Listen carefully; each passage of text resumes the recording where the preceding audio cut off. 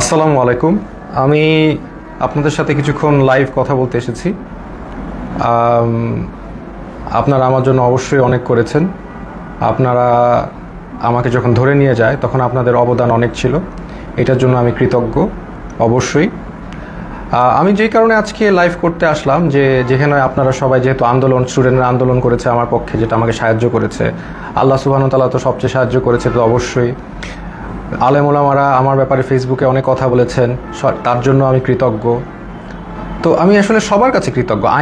অনেক আইনজীবী আমার জন্য দাঁড়িয়েছে, তাদের কাছে আমি কৃতজ্ঞ। এমনকি কিছু পুলিশ আমার নিয়ে তারাও প্রতিবাদ করেছেন যে আমাকে কেন ধরা হলো। তো সব কিছু নিয়ে আমি সবার কাছে কৃতজ্ঞ। তাই এর বিনিময়ে আমি হয়তোবা কিছু দিতে পারবো না, হয়তোবা একটা গল্প দিতে পারবো। আমি আপনাদের কাছে একটা গল্প প্রেজেন্ট করতে এসেছি। এই গল্পটা আপনাকে শেয়ার করি, ইনফর্মালি কথা বলি, গল্পটা আপনাকে দেখাই, আপনাদের গল্পটা হয়তোবা ভালো লাগতে পারে, তাই এই গল্পটা আমি আপনাদেরকে বলতে চাই।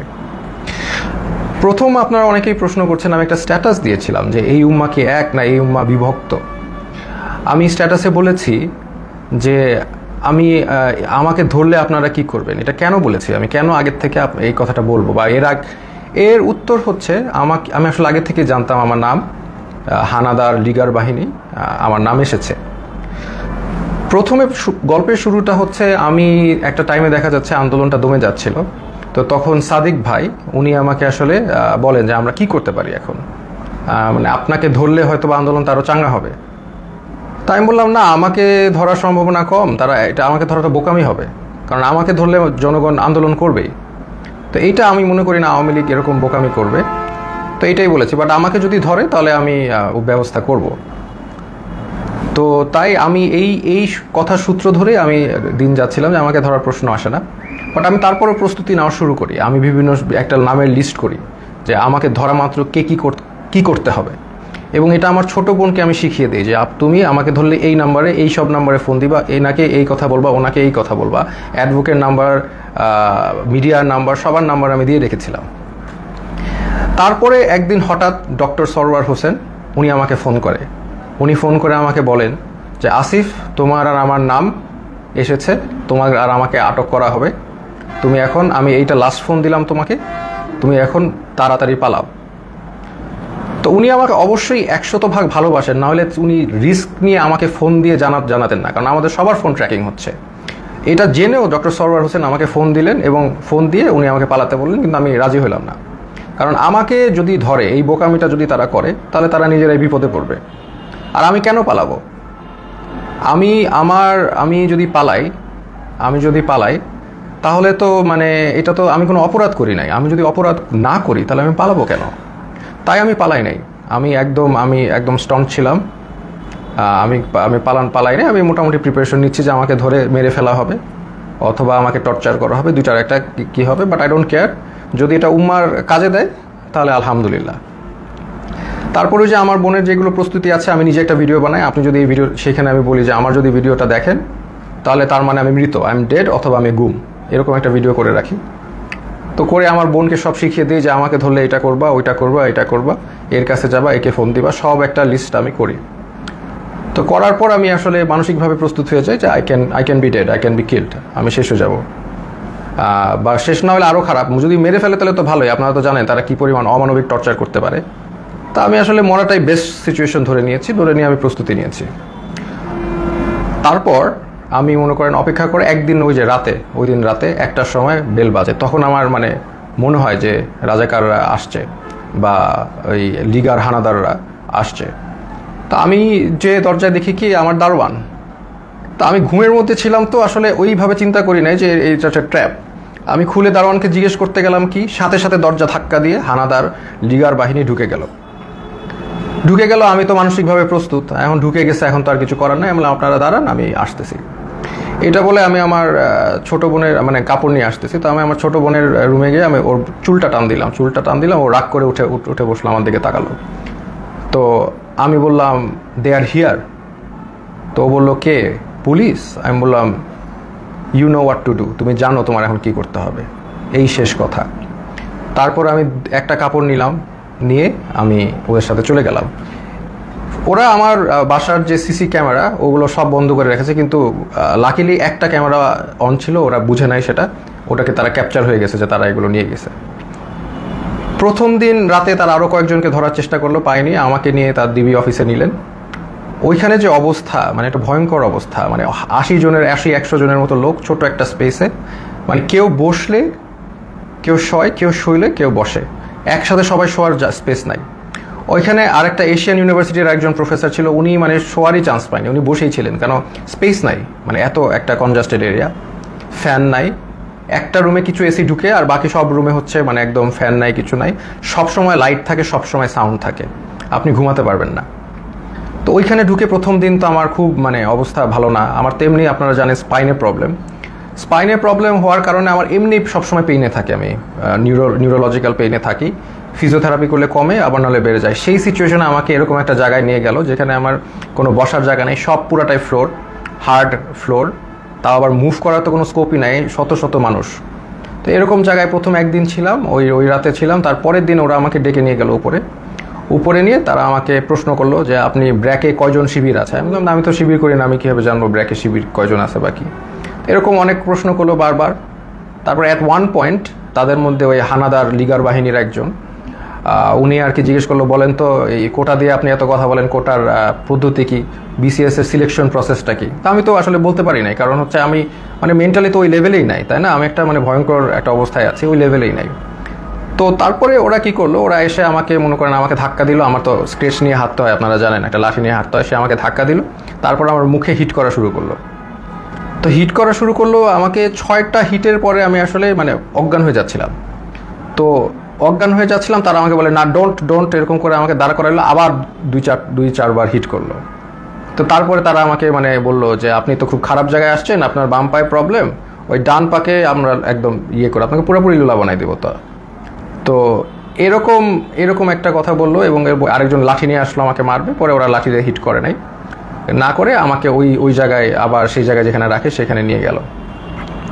তো ওই জায়গায় আবার আমার থাকা শুরু হলো। মানে ওইখানে এমন একটা জায়গা, বললাম তো, কেউ যে এটা ফার্মের মুরগির মতো, ওইখানে কেউ মুভ করতে পারে না, কারণ এত মানুষ, এত শর্ট জায়গায় মুভ করার, কেউ হাঁটার কোনো সিস্টেম নাই।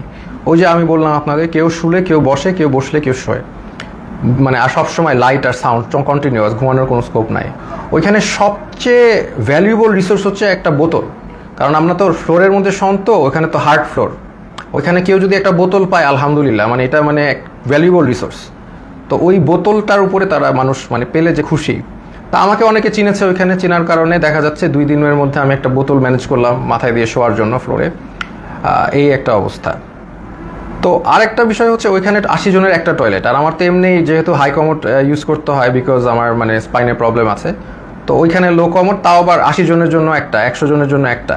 তো এত লোকের একটা কমোড, তো বুঝতেই পারছেন কেউ ইউজ করতে পারে না ওইভাবে। সো আমি খাওয়া কমিয়ে দিলাম, because I have to go to the washroom, এটা তো যাওয়া যাবে না, আমি খুব কম খাওয়া শুরু করলাম যাতে টয়লেটে না যাওয়া লাগে। আর আরেকটা বিষয় হচ্ছে টয়লেটে ইউজ করে সাবানও তারা প্রোভাইড করে না কোনো রকম। সো এইরকম একটা কন্ডিশনে আমরা যাচ্ছি। আর এরপর থেকে আর কি আসলে জিনিসটা বুঝলাম যে বিষয়টা কি আসলে, বুঝার বিষয় ছিল, এখন আমি বুঝতে পারলাম। তো তারা প্রতিদিন ডাক দিবে, নাম কল করবে, ধরেন আপনার নাম হচ্ছে, ধরেন আমার নাম আসিফ মাহতাব, ধরে বলবে আসিফ মাহতাব, বাবার নাম শাহাবুর রহমান, এরকম বলে নিয়ে যাবে, নিয়ে চোখ বাঁধবে, মুখ বাঁধবে, তারপর তাদেরকে ঝুলায় টর্চার করতে থাকবে, বাড়ি দিতে থাকবে, বিভিন্নভাবে টর্চার, লাঠি দিয়ে পিটাবে, পায়ের তলায় পিটাবে, হাড়ের বিন্দে মারবে, মানে মানুষের শরীর নীল অবস্থায় তারা ফিরে যায়, সারা শরীর মারতে রক্ত জমাট বেঁধে নীল অবস্থায় এক একজন লোক ফিরে জাস্ট। এবং তারা সাইকোলজিক্যালি একদম মানে অবভিয়াসলি নর্মাল না, কারণ তারা এখন নাম শুনলে, তাদের নামটা ডাক দিলে তারা ভরকায় ওঠে যে এখন মনে হয় তাদেরকে নিয়ে টর্চার করবে। তো এইরকম অবস্থা আমি দেখলাম বিষয়টা, যে এরকম চলছে। তো এখন এরকম চলছে, আমি তো বুঝলাম যে হয়তোবা আমার সাথেও এরকম করবে, তারা তো বলেই দিছে আমাকে পাটা ভেঙে দিবে। তো এরকম একটা করবে, এবং সবার সাথেই করছে।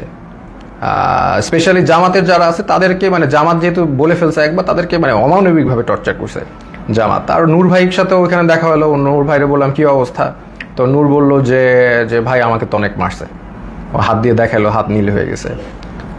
তো এই হচ্ছে সিচুয়েশনটা। আর ওখানে তো মানে আর সবসময় তো লাইট, বাইরে যে একটা আলো, বাইরে যে বৃষ্টি পড়তেছে নাকি, এটা আমরা গেস করা শুরু করলাম যে বাইরে আদৌ বৃষ্টি পড়ছে কিনা, কারণ মোটা ওয়াল, কোনো উইন্ডো নাই, কোনো বাইরের কোনো আলো বাতাস তো আমি জানি নাকি, ভিতরের মধ্যে থাকি আমরা বদ্ধ ঘরে, শুধু আলো আর এই যে কনস্ট্যান্ট সাউন্ড, মানে এই একটা অবস্থা।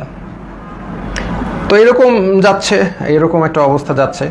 তো এখন দেখলাম অনেকে ভেঙে পড়তেছে। তো আমি আর কি আমি আমার মতো করে ইন্সপিরেশন দেওয়ার চেষ্টা করলাম যে আপনারা এইভাবে টর্চার হচ্ছেন, আপনি কি মনে করেন না আল্লাহ আপনাকে এটার জন্য রিওয়ার্ড দিবেন? আজকে আপনারা তো জানেন নবী করিম সাল্লাল্লাহু আলাইহি সাল্লাম বলেছেন যে আপনি যদি এইভাবে নির্যাতিত হন আপনার গুনাহ মাফ হচ্ছে, আপনাদের গুনাহ মাফ হচ্ছে। আপনার যদি গুনাহ এইখানে থাকার কারণে গুনাহ মাফ হয়ে জান্নাতুল ফেরদৌসে যেতে পারেন, এটা আপনার জন্য ভালো, নাকি এইখানে ভালো থাকলেন তারপর জাহান্নামে গেলেন, এটা ভালো?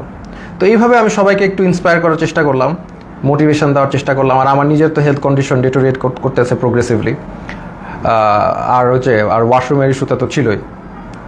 তো এইরকম একটা অবস্থায় সবাইকে মানে মোটিভেট করছি আমি। আর আমার নিজেরও তো ওই যে ফার্স্টের দিন যেভাবে আমার মুখে ফেসে হিট করেছে, এই পরে তো আমার একটা দিন জ্বরই ছিল, আমি শুয়েছিলাম। তো এই হচ্ছে আমাদের মানে সিচুয়েশন। আমি ওখানে একদিন শুয়েছিলাম, তারপরেও আমি সবাইকে মোটিভেশন দেওয়ার চেষ্টা করি। একটা ছেলে আসলো, সেই ছেলেটা কাঁদতে কাঁদতে স্যার আমি তো কিচ্ছু করি না, আমি জাস্ট ইলেকট্রিক্যাল কাজ করি, আমাকে ধরে নিয়ে আসছে স্যার, আর ধরে নিয়ে আমাকে টর্চার করতেছে, কাঁদতে কাঁদতে শেষ। আমি বললাম কাঁদতেছো কেন? মানে তুমি পুরুষ মানুষ না? Are you not a man? তুমি কাঁদবা কেন? টর্চার করবে? বলে স্যার আমাকে স্বীকার করতে বলে, আমি খুন করেছি, এই করেছি। আমি তো করি নাই স্যার। বলে করবা না, স্বীকার করবা না, তোমার পাটা যদি কেটেও ফেলে তারপরেও তুমি স্বীকার করবা না। কেন করবা? যেটা সত্যি সেটা বলবা, তুমি করবা না স্বীকার, আমাকে মেরে ফেলবে। তো ওইখানে আবার একটা জিনিস বুঝলাম যে সবাই কান্নাকাটি করে যে তাদের একটু মানে জেলে কবে যাবে, মানে তাদের জেল হচ্ছে তাদের জন্য স্বর্গ। ওইখানে যেভাবে টর্চার করে, যে নাম ডাকবে, বাবার নাম ডাকবে, দ্যাট মিনস তাদেরকে টর্চার করা হবে। তো এই জন্য তারা যদি জেলে যেতে পারে, এটার জন্য তারা দোয়া করে আল্লাহর কাছে, আল্লাহ আমাদের যাতে জেলে দেয়। তো এরকম অবস্থা।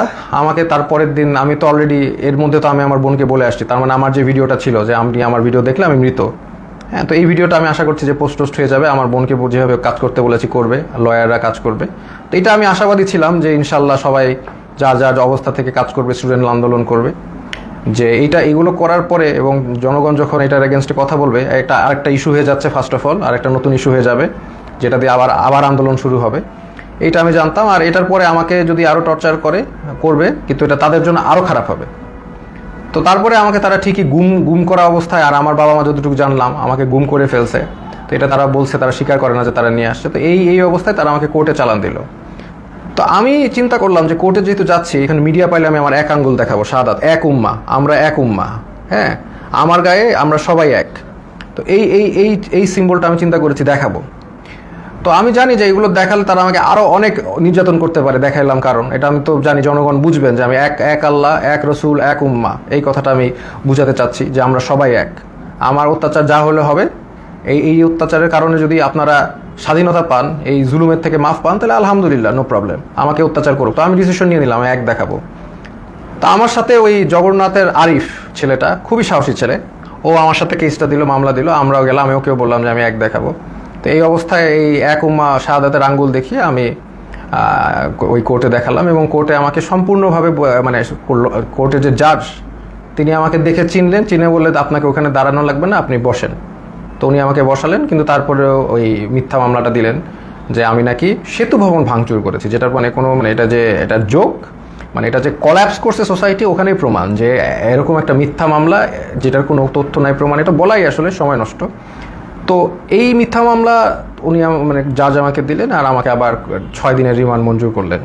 তো ওই 6 দিনের রিমান্ড আবার গেলাম। আর এই সময়টা অনেকের সাথে পরিচয় হলো। ওখানে বিএনপির অনেক নেতা ছিল, পার্থ ভাই ছিলেন, ওনার সাথে আমি বললাম যে পার্থ ভাই আপনার তো আর আমার মামলা এক, আমি তো আপনার সাথে আসি। তো উনি বলে যে আমি তো তোমাদের সাথে থাকতেই চাই না, আমি তো এখান থেকে বের হতে চাই, একটু মজা করলেন। তো এরপরে অনেক মানুষের সাথে পরিচয়। একজন আসলেন, ওনাকে মানে উনি হাঁটতেই পারতেছেন না, পাটা একদম প্রচুর মানে অবস্থা খারাপ করে পিটিয়েছে। ওনার অপরাধ ছিল উনি ছাত্রদের পানি খাইয়েছেন, উনি ছাত্রদের পানি দিয়েছেন, ছাত্ররা পানি খাইয়েছেন, এই জন্য তাকে অমানবিক টর্চার করলো। তো টর্চার করলো, উনি এসে শুয়ে গেল। আমি বললাম যে এইগুলো একই কথা বললাম যে আপনাদের এটা গুনাহ মাফ হচ্ছে। তারপরে লাস্টে একটা কথা বললাম যে আপনি যে এত টর্চার হলেন ছাত্রদের পানি খাওয়ে, এখন আবারও কি খাওয়াবেন আপনি? তো উনি বললো ইনশাল্লাহ স্যার, আবারও খাওয়াবো। আমি like that's the answer I am looking for. আমরা আবার করব, আমাদের ছাড়লে আমরা আবার করব, we are not going to give up, আমরা তো আবার করব। তাই না? আমরা কি অপরাধ করেছি যে আমরা করব না? পানি খাওয়ানো কি অপরাধ? তো এই হচ্ছে একটা অভিজ্ঞতা। তো এরকম এই যে একজন পেলাম। আরেকজন হচ্ছে মাদ্রাসা স্টুডেন্ট, তাকে বলছে খুন করেছে, সে পুলিশ খুন করেছে, এটা সে তাকে বলছে, এবং তাকে প্রতিদিন পিটায়, প্রতিদিন নিয়ে টর্চার করে। তো এটা নিয়ে আমরা হাসাহাসি করি, কারণ হচ্ছে এরকম একটা সিচুয়েশনে হাসাহাসি না করে যদি আমরা মেন্টালি ব্রেকডাউন করি তাহলে এটা মানে হবে না, মানে এটা আমরা আরও প্রবলেম, আমরা সব এইগুলো যা হয় সেটা নিয়ে হাসাহাসি করি।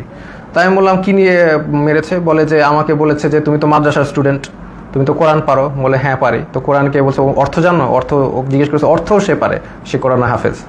তো তারপর বলে কোরআনে হাফেজ এই রবীন্দ্রনাথ না কার বই পড়েছো? সে বলছে পড়েছি। তো বলে পড়লা কেন, এই অন্য এই নন ইসলামিক বই পড়া তো হারাম, এটা বলে আবার টর্চার করলো, হাতে পায়ে পিটালো, মানে খামুক, মানে একটা কিছু বলেই পিটায়। আমরা এটা নিয়ে হাসাহাসি করতে করতে শেষ। যে বলে ও বলো, আমি বললাম যে কোনোভাবেই স্বীকার করবা না, যে তুমি যদি খুন না করে থাকো তুমি মিথ্যা মামলা দিবে। বলে আমাকে আরও টর্চার করবে। বলে করবে, বললাম তো তোমাদের ইয়ে দিয়ে করাত দিয়ে হাত পা কেটে দিলেও স্বীকার করবা না, যেটা সত্যি সেটা বলবা। এরকম একজন সবচেয়ে কষ্ট লিখেছে যে মানে একটা ছেলে, ওর নাম হচ্ছে সানিয়াত ভাই, উনি হচ্ছে বিএমপির একজন মন্ত্রীর ছেলে, নাম বললাম না। তো ওরা আসলে খুঁজছিল তার বাবাকে পায়নি দেখে ওই ছেলেটাকে ধরে নিয়ে গেছে, সানিয়াত ভাইকে ধরে নিয়ে গেছে। তো সানিয়াত ভাইকে 4 দিন, উনি বলছে 4 দিন ওনাকে পিটিয়েছে, চোখ বেঁধে হাতে ইয়ে দিয়ে ঝুলিয়ে পিটিয়েছে। এবং সবচেয়ে যেটা উনি বলল যে ওনার মাকে ফোন দিয়ে শুনিয়েছে যে তাকে যে টর্চার করছে এটা তার মাকে শুনিয়েছে ফোন দিয়ে লিগার হানাদাররা। তো লিগার হানাদাররা মাকে শুনিয়েছে যাতে বাবা এসে তাকে দেয় এবং ছাড়িয়ে নেয়। আর যেহেতু ওনার বাবা আসছিল না, বা ওনার অবশ্যই তারা তো জানিয়ে যায়নি কোথায় গেছে, তাকে অমানবিক টর্চার করেছে। সেই ছেলেটা এমনি আমার মতোই, তার স্পাইনে প্রবলেম আছে, আমার মতোই অসুস্থ, এবং তাকে টর্চার করেছে বিভিন্নভাবে, হাতে পায়ে ঝুলিয়ে পিটিয়েছে। তো সে কানতো অনেক, আমি সান্ত্বনা দিতাম, আমরাও সব বিষয় নিয়ে মজা করতাম। তো এই রকম একটা অবস্থা ওইখানে, প্রতিদিন নাম ডাকতো, প্রতিদিন নিয়ে পিটাতো। এমন রাত যে কোনো সময় ডাকতে পারে, সকাল 12টায় ডাকতে পারে, রাত 1টায়, এনি টাইম নাম আসতে পারে। নাম আসলে they will take you and torture you. তো আমাকে টর্চার ওই প্রথম দিন যে হিট করে যে আমাকে থ্রেট দিল, তারপরে আমাকে কোর্টে চালান দেওয়ার পরে আমাকে আর টর্চার করে নাই। বাট আমি বিভিন্ন সময় ইনফরমেশন পাচ্ছিলাম, যেমন একজন মানে আমাকে ধরে নিয়ে গেছে, একজন পিটিয়ে আনছে, সে আমাকে ইনফরমেশন দিল যে আমার ব্যাপারে বলেছে যে অনেক ডিবি নাকি বলছে যে এই লোকটাকে কেন ধরলো, এটা তো ঠিক হয় নাই। আবার আরেকজনকে ধরে পিটিয়ে এনেছে, সে বললো যে স্যার আপনার ব্যাপারে ডিবি কথা বলছিল যে আপনার ব্যাপারে 40 জন লয়ার দাঁড়িয়ে গেছে, এত সংখ্যক লয়ার তারা কখনো দেখে নাই, আপনি খুবই ইন্টেলিজেন্ট মানুষ, এগুলো তারা বলছে। দেখা যাচ্ছে তাদের আমার প্রতি একটা রেসপেক্ট ছিল। ওই একদিন হিট করার পর তারা আমাকে হিট করে নাই, বাট দ্যাট ডাজন্ট ফরগিভ তারা অন্য যাদেরকে এইভাবে টর্চার করেছে। ফার্স্ট অফ অল, একটা পুলিশ একটা ডিটেইনিকে কখনো হিট করতে পারে না, that is a crime, that is criminal, they committed crime against humanity, তাই না? এটা ইন্টারন্যাশনাল আন্তর্জাতিক ট্রাইব্যুনালে তাদের বিচার হওয়া উচিত। তারা যেইভাবে মিথ্যা মামলা দিয়ে টর্চার করে মানুষকে, এটা তো কখনোই মানে ইটস নট অ্যাকসেপ্টেবল। তো এরকম দিন যায়, তখন হঠাৎ তাদের দেখলাম টোন একদম 180 চেঞ্জ হয়ে গেছে। তারা তখন মানে বিএমপি যারা লিডার আছে তাদেরকে একদম খাবার টাবার এনে দিচ্ছে, সবার সাথে ভালো বিহেভ, এরকম। তখন আমরা মোটামুটি আমরা বুঝতে পারলাম যে তারা আসলে বাইরে কিছু একটা হচ্ছে, সামথিং ইজ হ্যাপেনিং, কারণ আমরা তো কোনো ইনফরমেশন পাই না, সামথিং ইজ হ্যাপেনিং, আদারওয়াইজ তারা এরকম চেঞ্জ করবে না কেন। তারা ডেফিনেটলি তাদের বাইরে কিছু একটা হচ্ছে, এটা নিয়ে তারা তাদের টোন চেঞ্জ করে ফেলেছে। এবং তারপর থেকে দেখা যাচ্ছে তারা সবার সাথে মোটামুটি ভালো বিহেভ এবং আস্তে আস্তে ছেড়ে দিচ্ছে। মাঝখানে কিছু স্টুডেন্টদের ধরে আনলো, তারাও মানে অনেক কান্নাকাটি করে শেষ। এবং একটা ছেলে ছিল যাকে আমার মনে পড়ে, খুবই স্মার্ট ছেলে, আমিনুল।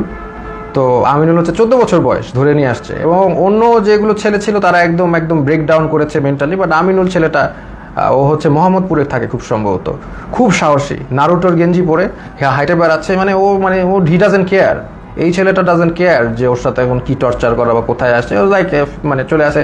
আমাকে বলতে, স্যার আপনি কি ড্রাগন বল জি দেখেছেন? আমি বললাম হ্যাঁ ড্রাগন বল জি দেখছি। বলে আমি দেখতেছি, আমি ওই ডিমন স্লেয়ার দেখেছি, এই দেখেছি, সেই দেখেছি। তো একদম হি ডাজেন্ট কেয়ার, সে দেশ স্বাধীন করতে নামছে, দেশ স্বাধীনই করবে।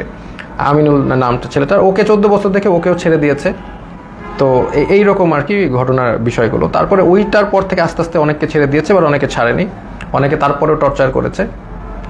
তো এরকম আমরা এই অবস্থায় আমরা অনেক দিন পার করার পরে তারপরে আমাকে একদিন ডাকলো, ওরা ডেকে হঠাৎ করে আমাকে দেখলাম যে বসালো, যে স্যার আপনি ভাই কী অবস্থা, আমরা তো জব করি, যেই লোকটা আমাকে হিট করেছে এবং তারাই যেই টিমটা তারাই আমাকে ডেকে দেখি কি জামাই আদর সোজা কথা করছে। তো তখন আমি বুঝতে পারতেছি না যে কি হচ্ছে। এখন হয়তো বা বুঝলাম যে সিচুয়েশন বাইরে পরিবর্তন হয়েছে, দেখি তারা আমাকে ভালোভাবে ট্রিট করছে। চা খাওয়ালো, বিস্কিট খাওয়ালো, ভালো ভালো বিস্কিট খাওয়ালো, মানে আপনি সোফায় বসেন, কমফোর্টেবলি বসেন, মানে এত রেসপেক্ট, এরকম করছে কেন? আমি তো শিওর, আমি তো মনে করছি ট্র্যাপ। আমাকে খালি বলে যে এখন বাসা তো পুড়ে যাচ্ছে, এখন আমাদের কি করা উচিত, শেখ হাসিনার কি করা উচিত। এখন আপনারা তো অনেক টিচারও তো, আপনারা তো অনেকে ছাত্রদেরকে উস্কিয়ে দিয়েছেন এই সেই, মানে আমাদের তো এখন আগুন ধরছে বাসায়, আমাদের তো আগুন নিভানো উচিত। মানে আমি যেটা বুঝলাম উনি চাচ্ছিল যে আমি আসলে ছাত্রদেরকে ঠান্ডা করার জন্য কোনো বক্তব্য দিই। তা আমি এভাবে কোনোভাবে রাজি হইনি, আমি তো হব না, আমি হব না। তো আমি বললাম যে না, একটা প্রধানমন্ত্রী কি সিদ্ধান্ত নিবে, আমি তো আসলে প্রধানমন্ত্রীর জায়গা থেকে, মানে উনি আমাকে প্রশ্ন করছে প্রধানমন্ত্রী এখন কি করলে ভালো হবে, এটা আপনি তো বলেন। আমি বললাম না, আমি কীভাবে জানবো প্রধানমন্ত্রী কি করলে ভালো হবে, আমি তো একজন শিক্ষক, আমি তো প্রধানমন্ত্রীর কাজ তো আমি বলতে পারবো না। উনি ওনার জায়গা থেকে ওনার যেটা ভালো মনে হবে উনি সেটাই করবে, ওনার এক্সপিরিয়েন্স আছে, সেই আছে সেই আছে। বলে না, আপনি তো তাহলে ডিরেক্ট কথা বলছেন না, প্রবলেমেটিক কথা বলছেন, আপনার তো একটা ডিসিশন দিতে হবে। এটা একটা সিলি কথা না, আমার ডিসিশন কেন দিতে হবে, আমার ডিসিশন কেন দিতে হবে, ওনার ডিসিশন আমি কেন দিব? তো এইগুলো তো অবশ্য তখন বলি নাই, সিচুয়েশন তো বুঝতেই পারতেছেন। তো এরপরে তারা আমাকে নিয়ে আসছে, তো নিয়ে এসে আবার ওখানে রেখে দিয়েছে। তারপরে আমাকে ওই আমাকে আবার কোর্টে নিয়ে গেল, এবং কোর্টে নিয়ে তারা আমাকে জেলে পাঠিয়ে দিল। তো জেল থেকে তারপরে আর কি 2-1 দিন ছিল, আর তখনই আমি জেল থেকে আসলে খবরটা পাই, যে আমি পাইনি, ওই আমার যে সানিয়াত ভাই উনি আমার সাথে ছিল, উনি বেসিক্যালি খবরটা পাই, দেখলাম উনি পড়ে কাঁদতে, মানে চোখ দিয়ে পানি পড়তেছে, কাঁদতেছে। তো উনি বললো কি হলো, তো ওখান থেকে বললো যে শেখ হাসিনা দেশ থেকে চলে গেছে। আমরা তো কেউ বিশ্বাস করি না, আমি বললাম না, এটা একটা কেন, এটা পসিবল না। তো তারপরে আরও রিলায়েবল সোর্সগুলো থেকে জানতে পারলাম যে শেখ হাসিনা ইনডিড দেশ থেকে পালিয়েছে, এবং গণভবন ঘেরাও, আলহামদুলিল্লাহ। এই হচ্ছে ঘটনা। তো এইটার পরে দেখা যাচ্ছে যে আমাদের জেলে সব ছেড়ে দিয়েছে, তখন একটা মানে সবাইকে ছেড়ে দিয়েছে যারা আছে, পলিটিক্যাল নন পলিটিক্যাল প্রবলেম ছিল। তখন জেলের যারা মানে গার্ড, তাদেরকে দেখা যাচ্ছে একদল মানে ক্রিমিনালরা ওদেরকে মেরে ওরা আবার দেয়াল ভেঙে পালানোর চেষ্টা করছিল। তো উপর থেকে অনেকবার তাদেরকে ওয়ার্ন করা হচ্ছে যে এটা করো না। লাস্ট পর্যায়ে একটা গুলি একজনের গায়ে লাগে, একজন কয়েদের গায়ে লাগে, উনি হয়তো বা মারা যান, আমি জানি না, আমি জানলা দিয়ে দেখছিলাম। তারপর এটা সিচুয়েশন ঠান্ডা হয়, হেলিকপ্টার দিয়ে আর্মি এসে সবাইকে আবার তাদের সেলে ঢুকায়। তো এরপরে তো ঘটনা আপনি জানেনই, যে আলটিমেটলি সবাই আমি বের হয়ে যাই, আমাকে বলে ছাত্রদেরকে ঠান্ডা করতে এই জেলের সামনে। আমি তো মানে আমি আমার মতো বলেছি, কিন্তু তার মানে যে এখন তারা যে ক্রাইম এগেনস্ট হিউম্যানিটি করেছে এটা তো আর মানে ইয়ে করা যাবে না। অমানবিক টর্চার কত প্রকার ও কী সেটা আপনি ওই ডিবির ওইখানে গেলেই বুঝবেন আর কি, এই আর কি। তো এনিওয়েজ, এইটাই হচ্ছে আজকে আমার ছোট গল্প। আমি আসলে যদি জাস্ট আর 5টা দিন বা 3টা দিন আগে বের হতে পারতাম, তাহলে আপনাদের সাথে যোগ দিতাম ইনশাল্লাহ। ফিল্ডে হাঁটতে পারি না, বাট আমি তাও যোগ দিতাম। ইনফ্যাক্ট আমি আগেও ওই অবস্থায় আমি আপনাদের সাথে আন্দোলন করেছি রাস্তায়, তাও আমি যোগ দিতাম, এবং আমি মানে আমি গণভবনের দিকে আগাতাম। মরলে মরছি, মৃত্যু সবারই হবে, এটা তো আমি বলেছি, মৃত্যু হলে শহীদ, সমস্যা কী? তো এই জন্যই আমি আপনাদের সাথে দুঃখ প্রকাশ করছি যে আমি আসলে আপনাদের সাথে ওই মার্চে যোগ দিতে পারিনি। যদি একটু আগে বের হতে পারতাম তাহলে অবশ্যই যোগ দিতাম। শহীদদের প্রতি শ্রদ্ধা জানাচ্ছি। আমি এখানে আমার লাইফ শেষ করছি। এটাই আমার ছোট গল্প।